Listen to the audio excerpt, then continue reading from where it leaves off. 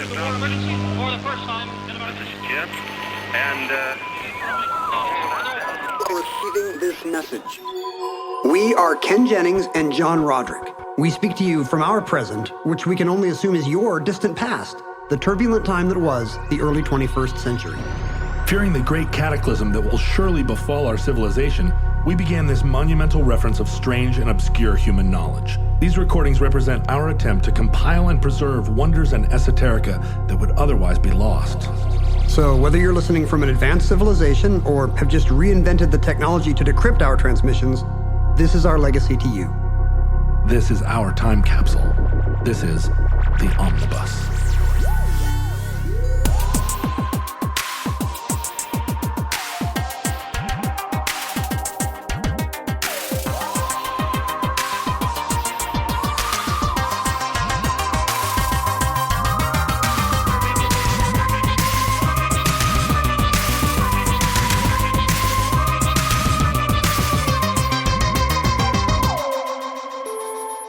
You have accessed entry 1121.AC2718, certificate number 36640.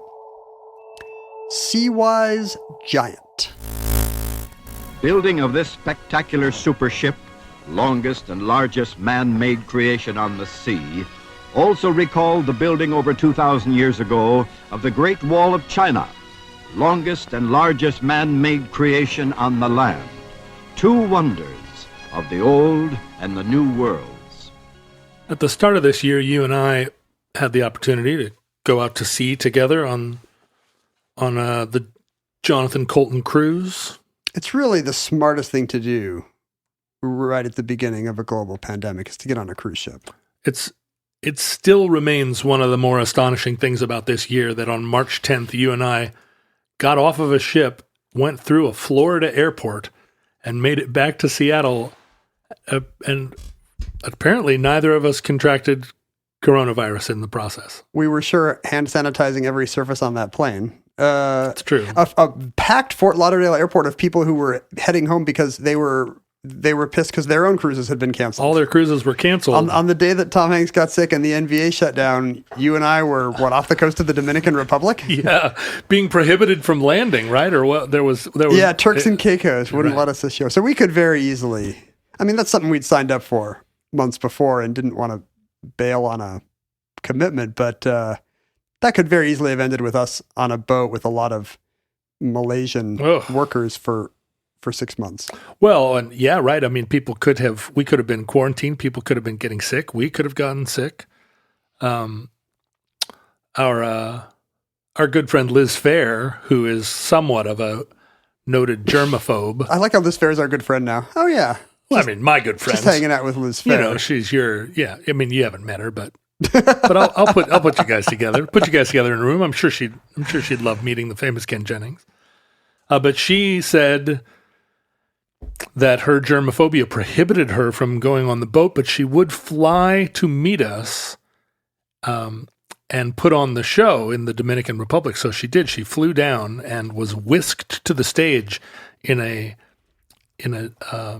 completely sanitized minivan. She played her show, got back in the minivan, and was whisked back to the airport. Not because she's a prima donna, but because she is like...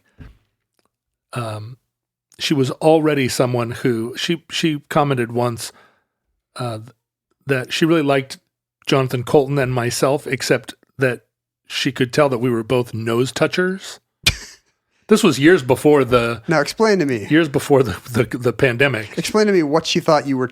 She thought you and Jonathan would touch each other's noses. No, she just said that when she would stand there talking to us, she just noticed that we would so close. We both would touch our noses. Oh, you touch your noses hands. with your own hands. As we're hands. talking, like we would scratch our noses or basically touch our own and every faces. time that happened, she's like, she just recoiled in horror. She didn't show it. You know, she's a gracious person, but what a good sport. But later on, she found a way to mention it. But what a good sport for her to come in her little Pope-mobile. Yeah. And do a full show. It was very nice of her. She was very charming. Sing and run, sing and run. But how did you like being at sea? Had you been at sea before? Had you spent any time on the open ocean? Yeah. I knew I didn't get seasick. Like in very rough seas, I get sleepy and have to lie down. Mm-hmm. There was a lot of barfing on this cruise because the boat was really bouncing on the way out there. More than is usual, I'm told. But I noticed that you were fine. I was fine. Mindy had a little bit of a tummy. She wasn't loving it, but she wasn't, I don't think she wasn't feeling great. Right. But she wasn't like nauseated for 2 or 3 days like I think some people were. We lost several performers the first few days. Not permanently, but definitely people missed their own show. Amy Mann looked even paler and more ethereal than usual. Storm DiCostanza had to be lifted up out of the backstage and carried into his cabin, I think, having barfed himself to death. But you were fine. You were like a rock. Like in every situation, Ken, you are a rock. How do you do it? It's just got to be genetics. I can't take any credit for some positive mental attitude or set of breathing exercises. I don't know. You don't seem to have very many great vulnerabilities. Seasickness is not one of them. That's for sure. You can't affect you by yelling at you on Twitter. I have no emotions. That's right. I've yet to be able to get under your skin. I spent years tamping down all my insecurities and just try not to think about them, and that really helps. Apparently, it works for seasickness too. Who knew? When I called you a eugenicist, you got a little mad, but it was barely registered. You called me a eugenicist, and I got out my calipers and I measured your skull, and I was like, "I'm not taking that from you. I'm not taking that from you, monkey boy." What did I think about the open ocean? What was the longest you've been on a ship?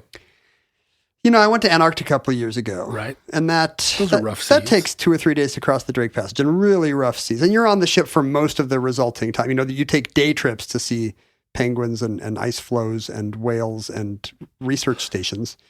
But you're on the ship for the better part of, I don't know what that was, 10 days maybe. Mm-hmm.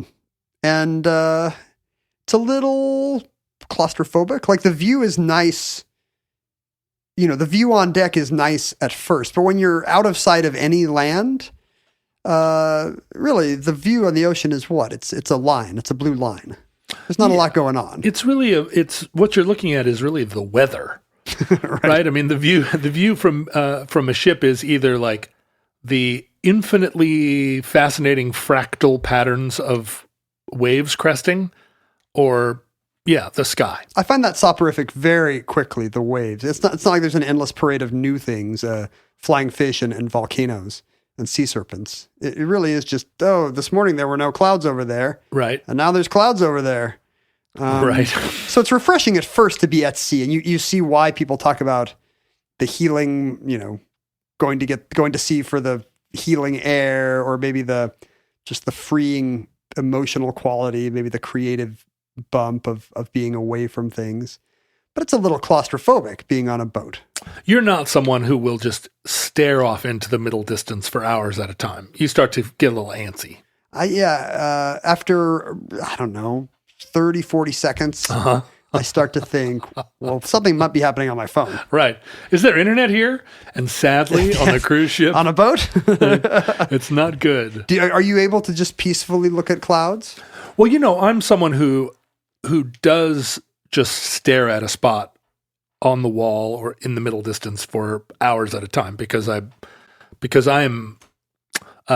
inhabit mostly the rooms of my mind and the outside world and things to do and other people are all just a distraction from. And I've measured that skull with my calipers. It is a capacious place. There's a lot going on in there. It's sugar castles and 7-sided lighthouses.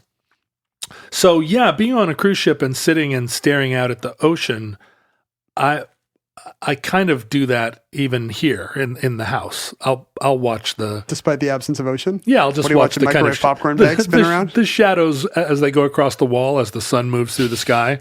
Like, wow, it's just sort of looking at the curtains. But I also find the cruise ship ultimately kind of claustrophobic because when you turn back from the ocean, you're looking at your small chamber, and then you go into the halls, and it's like same old destinations available: the lunchroom, the casino, the stage, the pool. What are the? Let me ask you this: what if the cruise ship was empty somehow? Oh, I think I would enjoy that very much. There's no crowds. That would be a lot to do, right? Yeah, it would be if I had like rollerblades and was on an empty cruise ship out in the middle of the sea. I think I might enjoy that more. It's not the sense that you're in a series of tight rooms. It's the sense that you're in a space with 3,000 other people. That's right. And every time you turn a corner, you're at risk of there being someone there. And if it's the Joko cruise, someone in a leather top hat who's going to say, "My liege." My good sir. But even if it were a cruise ship just full of, I don't know, it would be 1,000 times worse if it was just normals. Oh my gosh. Snorks. Not a leather top hat to be seen. But I've often thought about, you can go to sea as a passenger on a container ship or on freighting ships. No, you can't. You can. You Wait, can. What, really? Yeah, you can book passage on commercial ships. There's not a ton of berths available. That's what I'm wondering. There's a few cabins that they have just for purposes such as these. I mean, in movies, when our hero gets picked up by a cargo ship of some kind, they always seem to have a cabin to put them. Yeah. And of course, the captain hits on the girl. Of course. But so does that mean? I guess they have a few just in case. Well, it's one of those things where it's kind of a part of the adventure tour cult. Like adventure tour people. There's people who prefer it. Yeah, they get tired of just riding a Vespa into the jungle. They get tired of somebody, their local guide taking them somewhere and then selling them to the highest bidder or stealing the little figurine. That's fun once. It's fun once. But there are lots and lots of ways to see the world that are off the beaten path. And one of those is like hitching a ride on freighters. And is there enough of a cult of that they can just charge what a cruise would? No. Or is it like is this kind of a couponing thing where cost cutters can find a cheap passage? It's that type of thing. Like we've talked before about American law prohibiting ships from doing trade between the states without, yes. It's why cruises have to be like, just kidding, we're going to the Bahamas for a second. Right. We can't go between American ports. Even the Alaskan cruises have to stop on Vancouver Island for that reason. So you're not able to get on a freighter in America and take it to another American city? Well, for one thing, you'd be on land the whole time. Well, unless right. You're saying if you go through the Panama Canal or something. Or even if you got on one in Seattle and went to LA. I see. You couldn't do that. I thought you were saying you couldn't take a ship from Seattle to Omaha, and I agree. You cannot. Well, you would take the Seattle to Omaha Canal. Are you working on that? I am. I've been digging. I've seen the creek in your backyard. How far have you gotten? I started here, and I've been, Is somebody else working from Omaha? I hope. I hope. I'm on the phone with them. They say they are. They keep asking me to send more money, and I keep doing it. But it's a little known thing, and it's also a thing that there are no amenities on a freighter, and I don't think that the people that are on the freighter, because that's their job and are working, are like, "Welcome, friend." You can't get some surly Filipino guy to give you a massage or give you a mimosa. I don't think anybody brings you anything. He's got work to do. You just got a berth on a boat, but you do get to go all these. There aren't really cruises. There aren't very many cruise ships that will take you completely across the Pacific Ocean, right? Mm-hmm. And you could ride from Seattle to China on one of these boats. But the boats themselves, or the ships rather, if you're a pedant and you would like to yell at me about saying boats versus ships, please write to Ken at kenjennings.com. And I will yell yell at John for you as soon as we stop recording. But some of these ships are among the largest structures ever constructed, the largest human machines ever made. Bigger than a what? Bigger than a pyramid. Bigger than a pyramid. Taller than the Empire State Building. Wait, what? There's a ship or boat, I don't know which. Let's say ship. Taller than the Empire State Building? Well, the boat that we're here to talk about today, or ship rather, the Seawise Giant, was in fact larger than the Empire State Building, longer even than the Petronas Towers, over 1,500 feet long. Wow. The largest ship ever constructed. If the Empire State Building laid down. Oh, you were thinking I meant that the superstructure, the superstructure was taller than the Empire State Building? It went like 1,000 feet in the air. Now that How would big be would this boat have to be? That would be something. I mean, you can't get in a lot of tunnels, I guess. Can't go under the Golden Gate Bridge. No, they, the ultra large crude carriers, the biggest ships in the world are, in the case of the Seawise Giant, you could put more than 4 football fields end to end across the deck of the ship. Do you think they've ever done that? Yeah, I mean, like the first day out of port. That's got to be the first thing you try.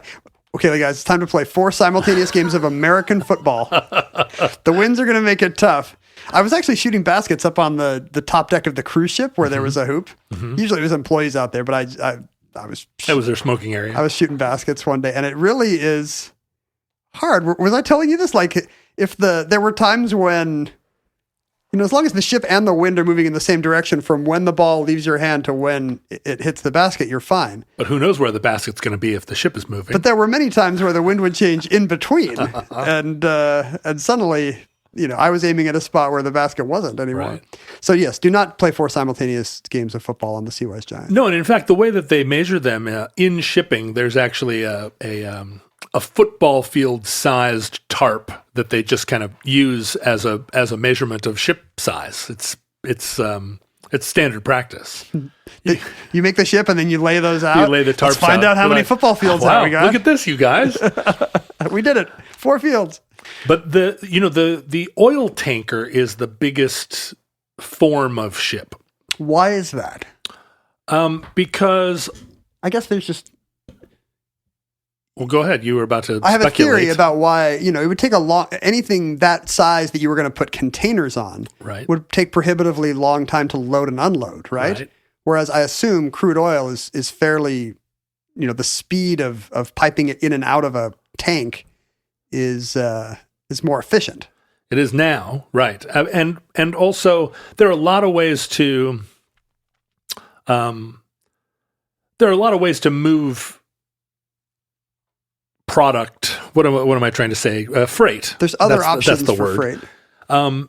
And freight shipping is also, a major component of the ships of the world. Those are big ships. They're big I ships. see them going up and down Puget Sound, Strait of Juan de Fuca. But in terms of transporting oil, like the efficiency of scale is so much greater. We use so much oil, and we apologize, by the way, to the future after our fossil fuels decimated the planet. Sorry, futurelings, for all the oil that we are using even now as we speak. Ken and I are sitting here in our oil-fired basement bunker. I was so worried when crude prices went down that I made plastic scale models of all my children out of polystyrene, just to use some plastic. Yeah, I every morning get up and I pour a can of oil over myself, and then I pour a can of oil down the sink drain just to clear the clogs while I sing the national anthem.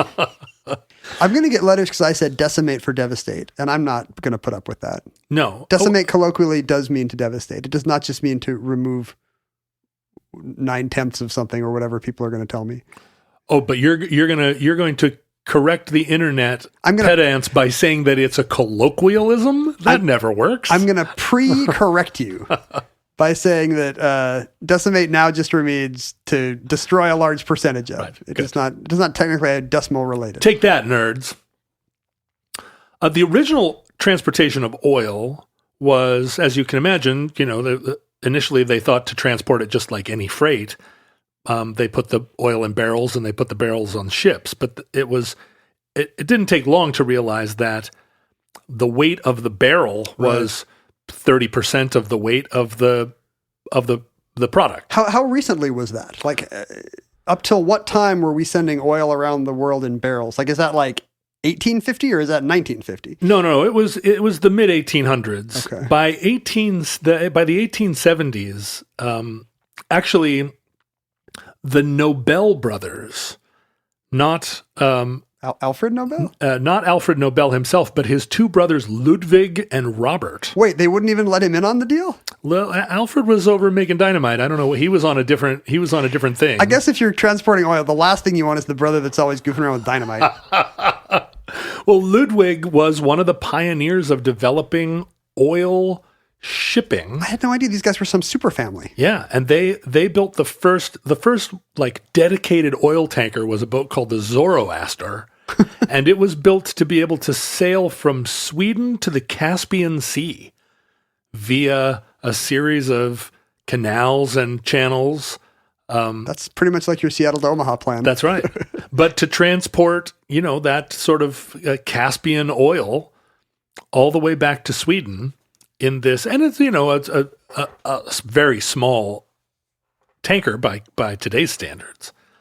But they sort of ushered in that the new era of building ships purposely to just carry oil. Hey, by the way, I looked up the fourth Nobel brother because he seems to not have the resume of the other two. Yeah. But unfortunately, and I thought it'd be fun to see what who's the loser, nerd, runt, the Stephen Baldwin of the Nobel family. But it turns out it is not a funny story. He actually did not accomplish anything because he died at 21 while experimenting with nitroglycerin at his father's factory. Well, that's too bad. He blew up in the family business. Imagine what he could have accomplished. We'll never know. No, we'll never know. Sorry, do go ahead before I went down that rabbit hole. It was, oil shipping from that point to throughout World War II. It was, it became like a major component of world industry. As more and more things used petroleum, refined petroleum, and petroleum's only coming from rounding down 5 or 6 places. Right. And it needs to get, even now you see that the major the major ports where petroleum is being loaded onto ships and the major ports where petroleum is being loaded off of ships, it's exactly what you would think. All the petroleum is coming from the Middle East and from South America. And refineries are in a relatively small number of places too. There's not that many destinations for crude oil? No. So refineries are a second place. Like there are a lot of refineries in the Caribbean. Refining oil and gas is an industry in and of itself, and it doesn't require that the refineries be where the oil is. Why wouldn't you extracted. Put the refineries where the oil is extracted? You put the refineries where it's cheapest to do the refining for 100 reasons, right? Labor and environmental laws and whatever nation decided that was going to be a thing that they were going to specialize in as a way of making their country an industrial zone. Like I read the other day that the Bahamas are building a new oil refinery, like at the cost of $4 billion and St. Kitts, St. Nevis were like refining oil was a big part of the local economy. And I had no idea. It's just a industrial like field for your nation to go into.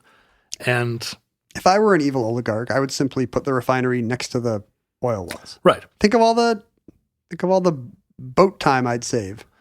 But there's got to be extra land out there in the Saudi desert somewhere. Refine it there. And it does make sense to think that if you're going to transport a bulk cargo like that, that you would transport the refined cargo. Oh, there's less of it. There's less of it than the raw cargo. But in fact, you see this all the time in global capitalism. Like the forest products of the Northwest now, we often just send raw lumber to Asia because it's easier and cheaper to process the lumber into wood products in Asia and then ship it back to the United States. It's so crazy that whatever the inefficiency of that, it's greater than it's less than the labor and regulatory differences. I guess. That is, but it's the nature of global trade, at least now. And part of that is because petroleum remains like artificially inexpensive. In the economy of global oil tankers, at present, the cost of shipment of a gallon of gas from wherever it's extracted from the earth only increases the cost of the price of gasoline at the pump by 2 cents. Really? Shipment, you would think, was 40% of the cost, but it's not, because the economy of scale is so great and has been so honed. And that's driven in part by these huge tankers. Because you're dividing whatever the cost of that voyage is, which I assume is astronomical, over just the millions and millions of barrels that these things contain. Over 2 billion barrels are shipped annually of oil and gas around the world. And the rise of the super tanker, and the Seawise Giant is, the ultimate super tanker. But the rise of the super tanker didn't really happen until after 1956, when the Suez Canal was closed during the Suez Crisis of 1956. There was a period there. Prior to that, all ships that were designed to transport oil were designed to make it through the Suez Canal, because the oil was being produced in countries that were on one side of the Suez and being consumed by countries on the other side. I see. And these modern supertankers would have been too big. So that was the limiting factor. Suez Canal and the Panama Canal were the limiting factors. But when the Suez closed, there was a fairly protracted period of instability and insecurity in the region. Right. And a lot of the oil transporting companies and countries. It just means you go the long way around Africa. You just had to go the long way. And when they realized that they weren't limited by the Suez in terms of what the displacement of the ships they were building, the Suez Crisis lasted long enough that they built a class of ships that couldn't make it through the canal. Well, somebody probably ran the numbers and found out that this was even more efficient. That's what happened. It takes another week or two, but right. if you can take more oil, they said, look, if we're going around Africa anyway, why not make the ships as big as 3 of these Suez ships? And they did, and they realized we don't need the canals. We can make mega boats. So that's the permanent state of affairs. It changed the shipment of oil completely. Most global oil shipment now does not use are there still the same size requirements for the Panama and Suez canals? Yeah, I mean the canals keep trying to. I mean, you've seen video of boats going through the Panama Canal where you could put a piece of paper between the right. between the side of the ship and the side of the canal. I mean, there are limitations, and there are ships that are built still purposely to make it through the canals, but the mega tankers don't even bother. They're transiting the world in a whole different ecosystem. And there are plenty of oil tankers that can make it through the canal, but not the big ones, not the super tankers. Do you think they excrete oil from their insides to kind of lubricate themselves through the canal? I'm sure that they use every part of the buffalo. Is somebody out there rubbing butter on the outside of the ship like Marlon Brando? Squeak, squeak, squeak. And all of this came to a sort of a natural climax, I guess, in the early 1970s, when the price of oil was, the 1970s felt like, I'm sure from the perspective of 1971, like we were using more oil than ever before, and there was going to be an unlimited demand and an unlimited supply, and judging by the size of the cars. Yeah, cars couldn't. I think that was true. We could double the size of cars, and there would still be demand. And it was the energy crisis in the 1970s when OPEC decided to really clamp down on the price of oil and kind of to make a gambit to control the world. I'm sure it was the same thing. They did the math on the back of an envelope and was like, wait a second, we can be making more money if we drive the price up to this much. And the only way to do that is to choke off the world. And so the Seawise Giant was a ship designed during an era of constructing giant supertankers.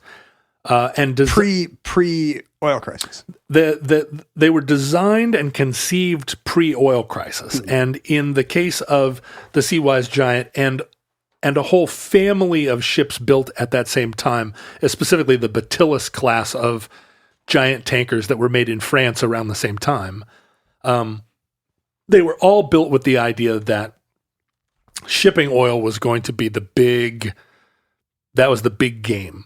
The Seawise Giant was originally ordered by a Greek shipping magnate, and in the legend of our time, like Greek shipping magnate, just we say those words together. Futurelings probably are either sentient Greek shipping magnates, and they know exactly what we're talking about. You're implying that our Greek shipping magnates were not sentient. Well, they weren't collectively a sentient organism. We had so many, we called them GSMs. GSMs. And everyone would know what you meant. It was such a type that the villain in those Tintin comics is some comically diabolical Greek shipping magnate. That's right. They were Bond villains, but they also they also rescued our favorite first lady from a lifetime of living in Grey Gardens. Yeah. What was I don't know. Did people like Onassis? Yes, right? He's a dashing romantic figure? I don't think people like Onassis. They loved Jackie O so much that they tolerated Onassis. Cut him some slack. Right? I mean, Onassis was sort of a Prince Rainier figure, a little bit of a... But at least Prince Rainier is a romantic figure. It's not like, who's this guy sullying American womanhood? Well, sure, but he's a little bit lumpen compared to Grace Kelly. Everyone's a little bit lumpen compared to Grace Kelly. Right? I mean, don't you want... If Prince Rainier looked like John Hamm, he'd probably be on the American dollar bill by now. We would have renamed Mount Rainier Mount Ham. Mount Ham. It's a big mountain of ham. But Prince Rainier, he sort of looked like a guy that worked in middle management. Not exactly. I mean, I wasn't swept off my feet. But the original Seawise Giant, long before it was called the Seawise Giant, when its original name was Porthos, was ordered by an unnamed Greek shipping magnate. And I have done quite a bit of work to try and figure out just exactly what Greek shipping magnate ordered this ship. It was a UGSM. It was a UGSM. There have to be... Does that mean there's no record of it, or just that he's not important enough to remain in the... It did not make it into the story, and there's enough... it's enough of a mystery that there are people on the internet who have commented on the fact that, who is this guy? Why did his name never make it into the public record? Porthos was one of the Three Musketeers, and maybe kind of the large. Am I remembering this right? That he's kind of the large, earthy one. He's a dandy and a gourmet and stuff. I think. Does Porthos is he one of the Three Musketeers because that name is a reference to something in Greek? Oh, that's a history good question. And culture. I don't think that's true, actually. I think it might just be... It's just an invention of... I think it might just be a French invention, yeah. Autumn is here, John. Autumn is here, and you know what autumn Season of mists and mellow fruitfulness. You know what it makes me think of? What does it make you think of? Well, it makes me think of new T-shirts of my favorite media properties. The gift-giving season is going to begin fairly soon. Mm-hmm. And here at Omnibus, here in the bunker, we have not always done the best job at keeping a steady stream of Omnibus merch.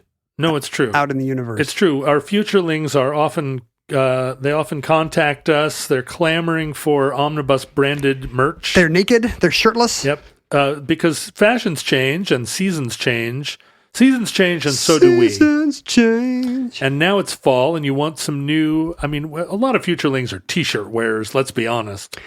We are going to have a steady stream of t-shirt designs going forward. Starting this month. What do you mean a stream? Do you mean like different t-shirt designs over time? Yes, there's going to be new shirt designs every month.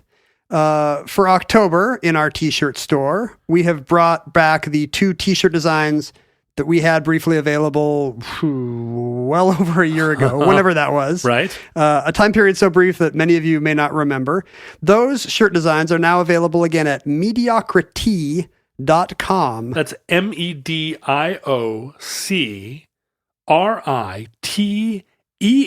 So mediocrity, but with a TEE like t-shirts instead of TY. .com/omnibus. And then every month we're going to have a new set of t-shirt designs. So collect them all. So this month it's the Omnibus and Futureling designs that longtime fans may remember from a year or two ago. The shirts are great. They print on Next Level shirts, which are soft, high quality. We've got women's size small through triple XL and men's size small through quadruple XL. This is our friend Dave Rutledge of Meh helping us out with shirt sales. He's the guy that owns my styrofoam head and made you tell stories that were better than my stories on the show. He has bought your styrofoam head not once, but twice on the open market. What's the normal number of times to buy someone's styrofoam head? I'd say 2. I think it's under 1. Really? It's closer to 0 than 1. Let's see. I'm thinking about all the styrofoam heads of famous people that I've purchased. Do you have a list of those celebrities ready to go? Most of them I've only bought at one time. Who are some examples of those celebrities? I have Rue McClanahan at home. I have Tony Millionaire.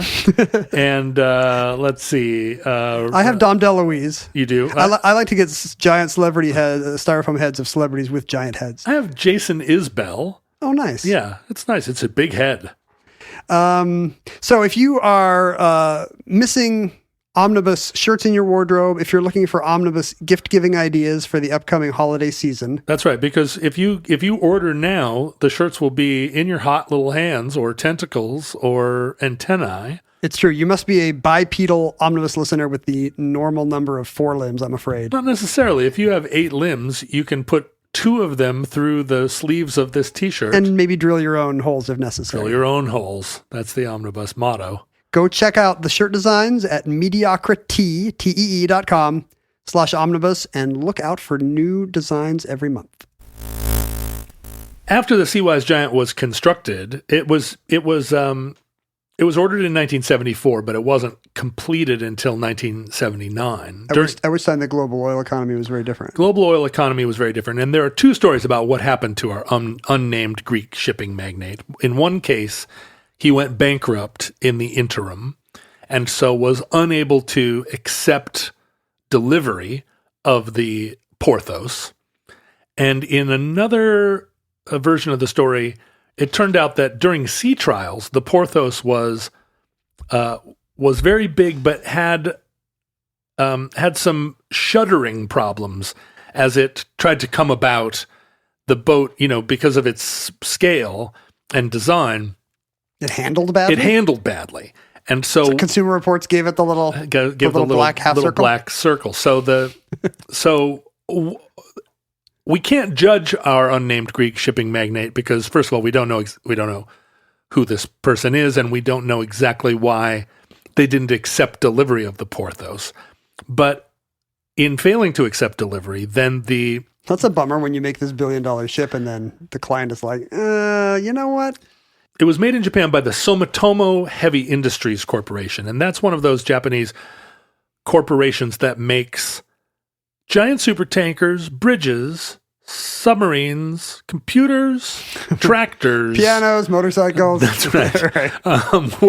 Where the list of things that they make just sort of boggles the mind, and you wonder exactly how can a business do these? How does Yamaha make motorcycles and pianos? Like, what does the factory floor look like in a place like this? Do you think there's just, at some point, there was one son who was like, hey, we could also be doing scooters. Right. I'll be the scooter guy. And then the youngest one was like, I'll be the nitroglycerin. Oh, too soon. Because today you wouldn't be surprised if some mega company was making both baby food and sarin gas, but you would just assume that it had acquired 2 other companies. That's right. But these Japanese, what are they called? Zaibatsus, they just came by it naturally. Yeah. They were dreamed up as ways to make everything. Yeah, right. The post-1980s model of it is, oh, sure, you make baby food and laptops. It's because some CEO thought it was a good idea to buy all these companies. But you're right. You're absolutely right. These industrial, and there are lots of them in the United States too, they just bid on things, and somebody that works there is like, hey, there's a company that wants to build an underground or like an undersea city that's made out of candy corn, and it's like, we can do it. So were these guys stuck with the ship then? Well, so what they did was, now they had the ship, and they presumably our lonely Greek shipping magnate lost his deposit. He's lonely. And then they were able to turn around and try and resell the ship. And they entered into a contract with a Chinese shipping magnate So great a magnate that he's often referred to as the Onassis of the Orient. Ooh, that's pretty good. That is, right? His name is, he was a man by the name of Tung Chao Yung. And in the way that Chinese names are inverted, with Tung being his last name and Chao Yung being his first name, when it was transliterated into his sort of English name, he was known as C.Y. Tung or Chao Yung Tung. Oh, that was true. That was true in Korea also when I was a kid. All the attorneys at my dad's firm, among the Korean attorneys, they would go by their full name, where Kim or Lee or whatever would be first. Right. But then to the American attorneys, it would be like, this is J.T. Lee, this is Y.M. Kim. I guess they thought the initials kind of made him sound businessy. Some uncanny valley between Korean name and American name, I guess. Well, and so C.Y.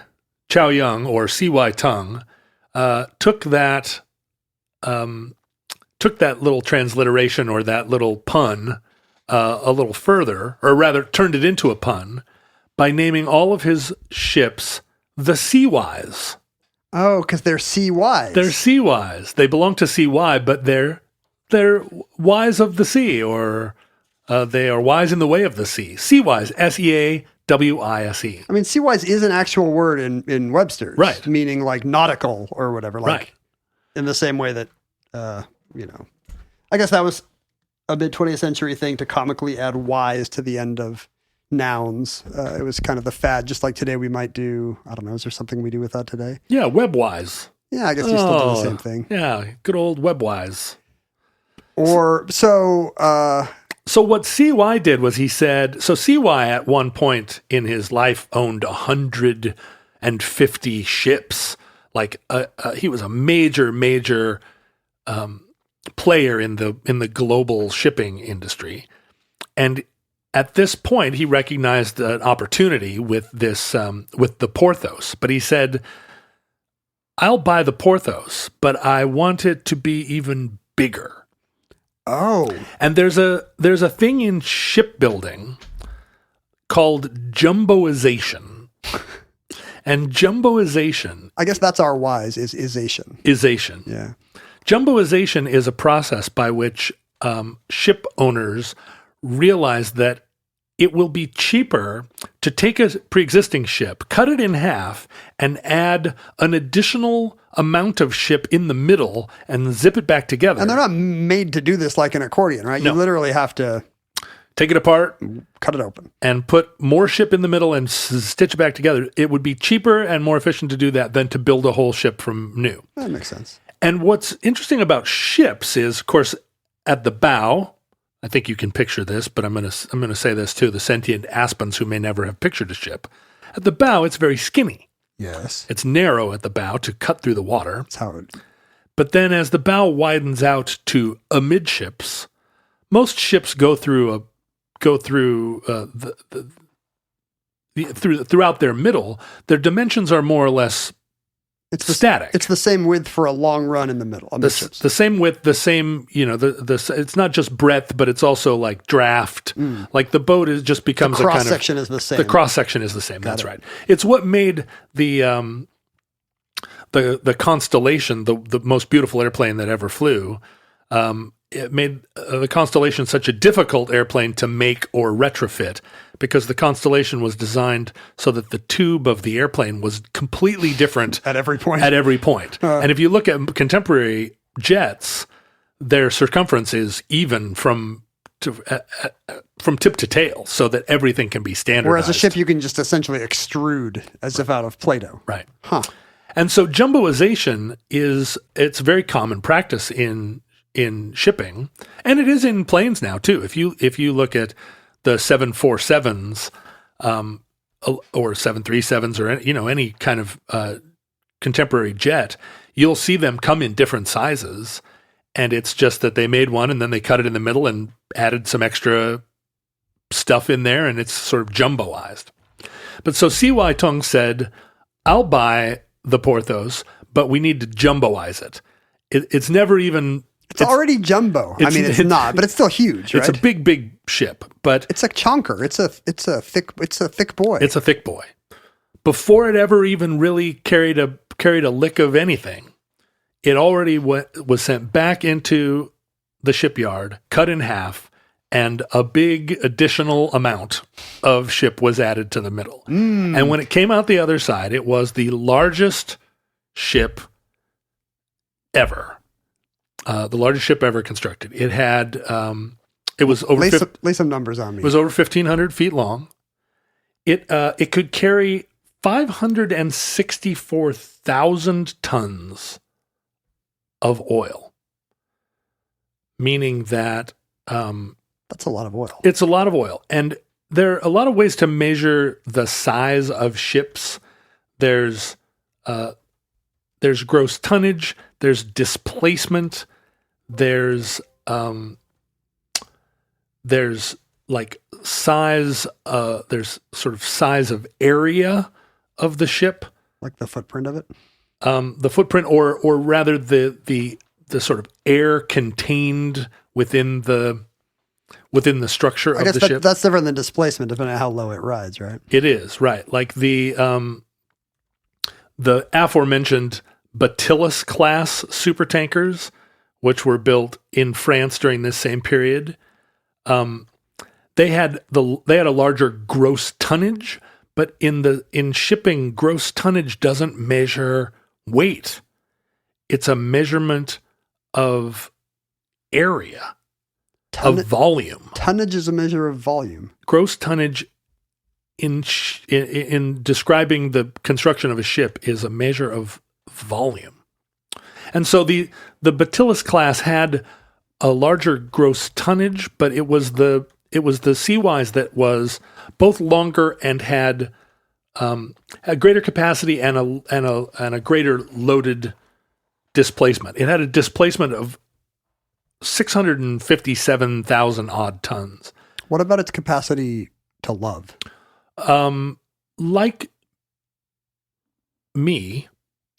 I can't be right. The Seawise Giant had an unlimited capacity to love. Oh, that's nice. Yeah.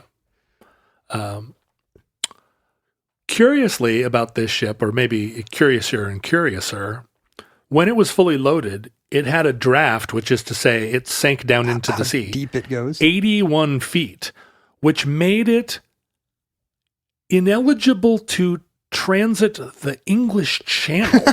Because it hits the seabed? Yeah. Or to navigate the English Channel, it would require, you can't just steam through it, right? You'd have to pick out a path, and it's too long. It could not turn those corners? To turn the corners. Oh my gosh. So it was excluded from even traveling through the English Channel. I've had parking spots in parking garages like that, where, yeah, the car is, there's no way it can get in there. They painted those lines on the ground, but those lines do not represent anything in reality. That's right. They represent just someone's imagination. That's crazy. Yeah. But I guess there's still enough deep water ports that a boat like that can get into. So a ship. You know, what it's trying to do, what its job in the world was, what C.Y. Tung imagined it doing was going from an oil processing, an offshore processing place in Qatar and taking that oil to Long Beach, California, or whatever, and just dumping it and causing a huge spill. That's right. It doesn't even have to dock. It's just a point-to-point transit. This doesn't have to be agile. It doesn't have to be multi-purpose. If it can just take this, plus 500,000 tons of oil from place A to place B, it will be cost-effective. And so Tung was, he got a lot of service out of this ship, and, it kind of was in this new super class of industrial creations, like how much more can mankind do? Right, like the era of the Astrodome or whatever. Like, just imagine what a big thing made of steel and masonry we did. Incredible. Big pat on the back. Hooray for us, builders of things, industrious ants. But wouldn't there have been a run of these if they actually are the future of oil transportation? Well, because the energy crisis sort of changed the dynamic of global oil trade, there wasn't as much demand for these. I mean, it was good to have a half a dozen of them, but there was a lot more demand for sort of flexible, shipping that could do that More weren't routes that and- weren't confined to this. For instance, the Exxon Valdez. That's my definition of a successful oil tanker. Tell me more. The Exxon Valdez was less than half the size of this ship. Luckily. And that's right. And the Valdez, but this is... And you can drive it drunk, which is amazing. You can't actually. 0 for 1.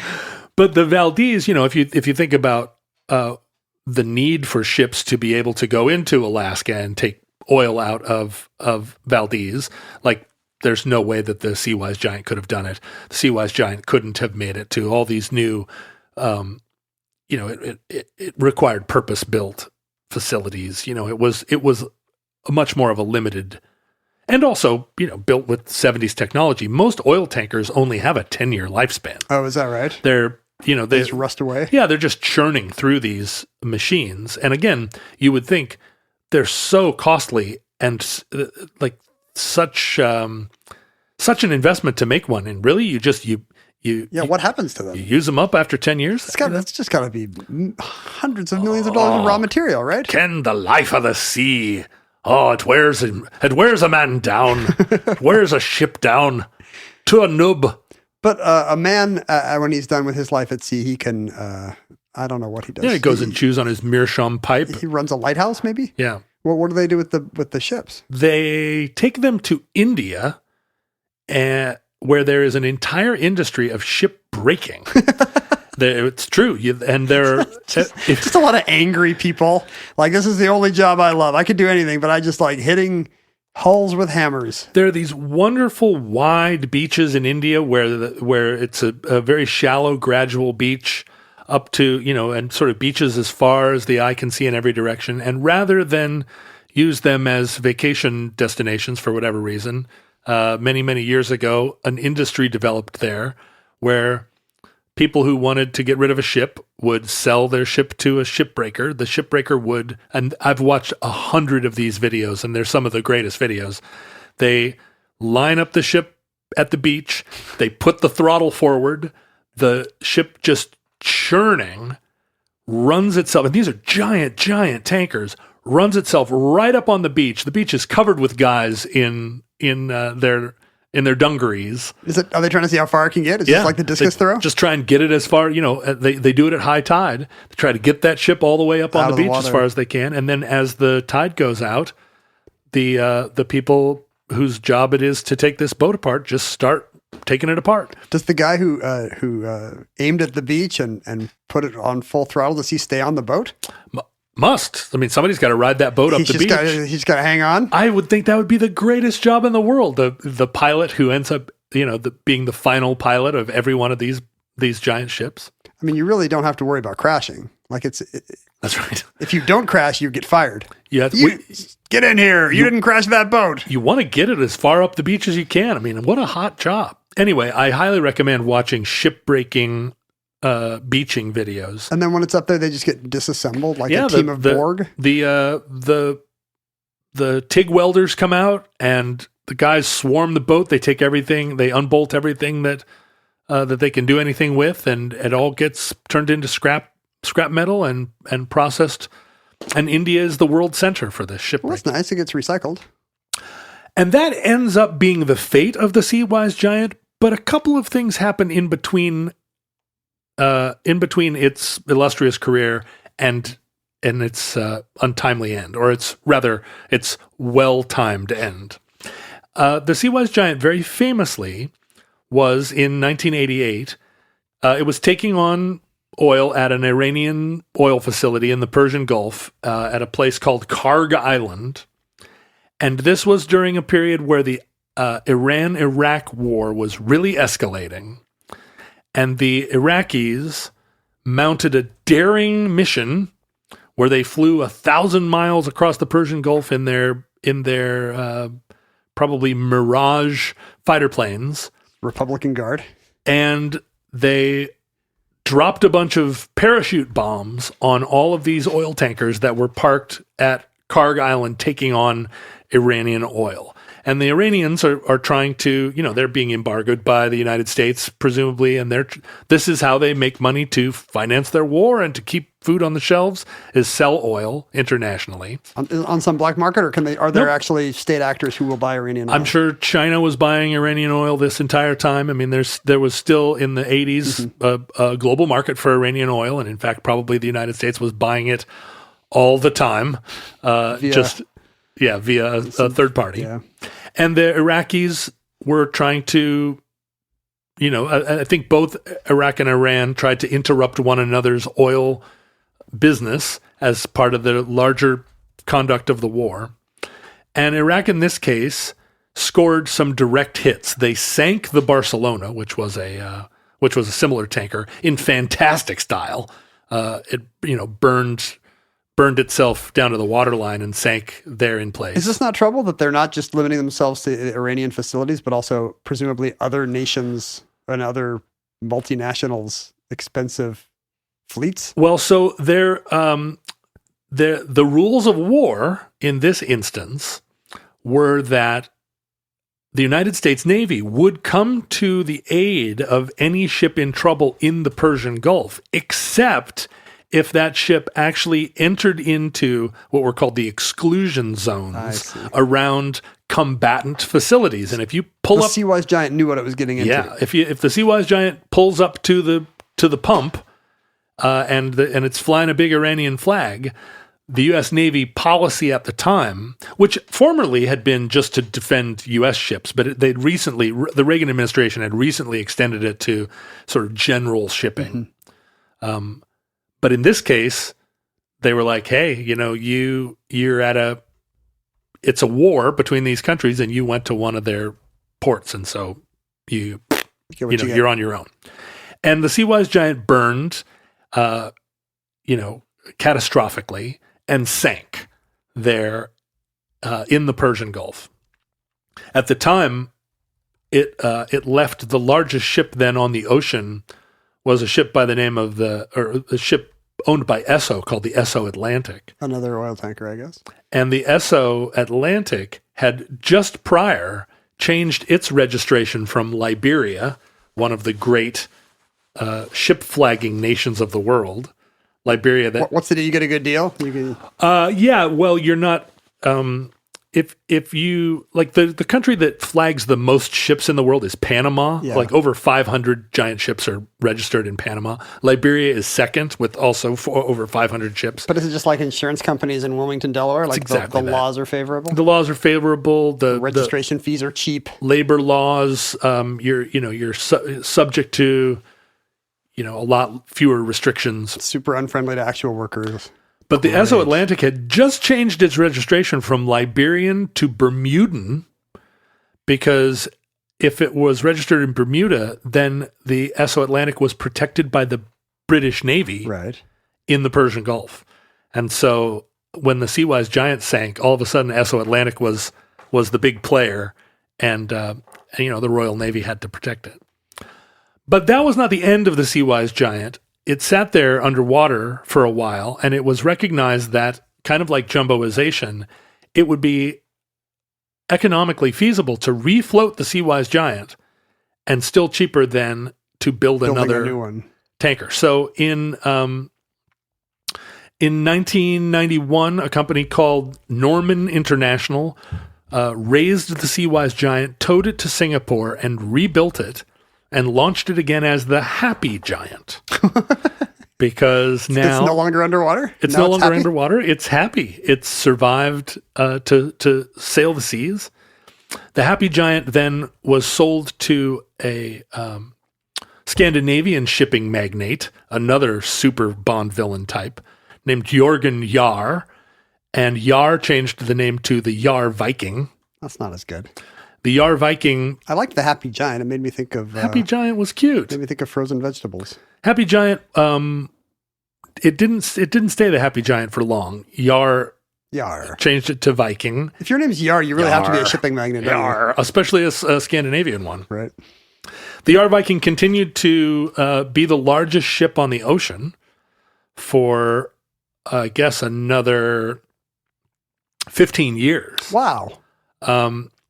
but gradually started to the ways of the world had changed. It was not efficient anymore to all the technology on it. This 40 just years old or whatever. wasn't how oil was being shipped. And so in 2004, it was sold to a new company, the First Olsen Tankers. They changed its name to the Knock Nevis, which is one of those things. It's like how they named racehorses. I have no idea, but like Knock Nevis sounds Scottish. Yeah, a little bit. Is it supposed to be? Oh, Knock Nevis. I don't know what Knock Nevis is supposed to mean. I didn't go that far into it. But the Knock Nevis did a thing that happens to these giant super tankers, where they started to use it as an offshore holding tank. So in a lot of these, it doesn't go anywhere. No, they just parked it off of some offshore loading platform and used it as storage. It's still performing a real necessary function. You know, if you're loading oil onto deep water ships, you need a place where you can consolidate that oil, both loading on and loading off. And so the Nevis sat parked in Qatar for another 5 years, starting in the mid-2000s. And it wasn't until 2009 that they realized that the Seawise Giant, the Happy Giant, the Yar Viking, the Knock Nevis had concluded its time here. Even as a tank. That's right.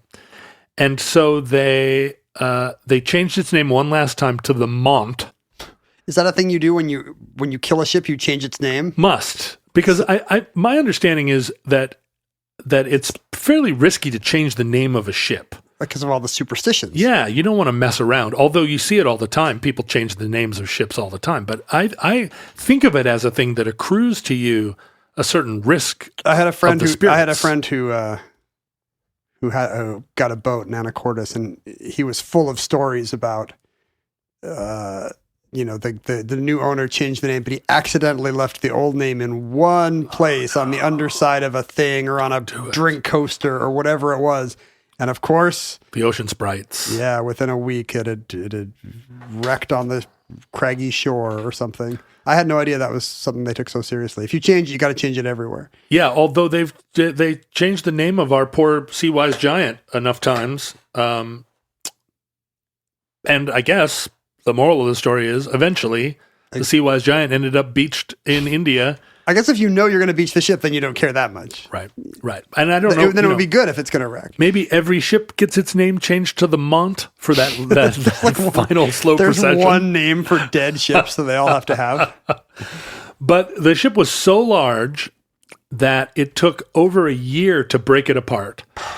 And then, like in all things in the world, I'm sure the steel was recycled into ingots. Those ingots were transported via another ship to a mill. The mill processed it into board feet. The board feet got turned into gallons.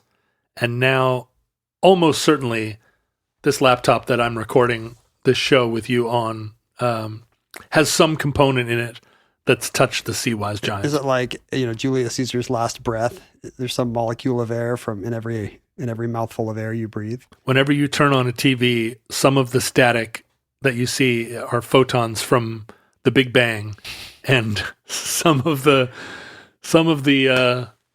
elements of your ballpoint pen came from the Seawise Nevis. One of the nice things about renewables is this whole problem goes away, right? I mean, I guess you still have to store power and get it to new places. Did you kill the bug on your mic? Yeah, I did. That's good. Everybody got to hear it. Everybody got to hear the death of that bug. That was a little fruit fly that was really bothering me, and I just whacked him onto the mic. But you don't have big tankers full of sunlight or wind going around the world. Electricity is much cheaper to move from place to place, right? Yeah, and I think eventually, as we wean ourselves off of petroleum, ships like the Seawise Giant are already gone, mostly from the world. There are some super tankers still, none that quite reach those lofty heights. But we'll gradually see oil making this journey around the world.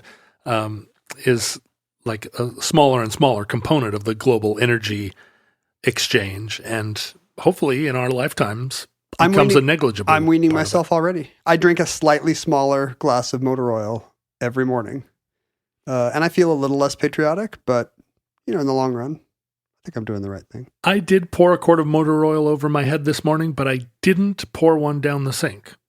Doing my part. And that concludes Seawise Giant. Entry 1121.AC2718. Certificate number 36640.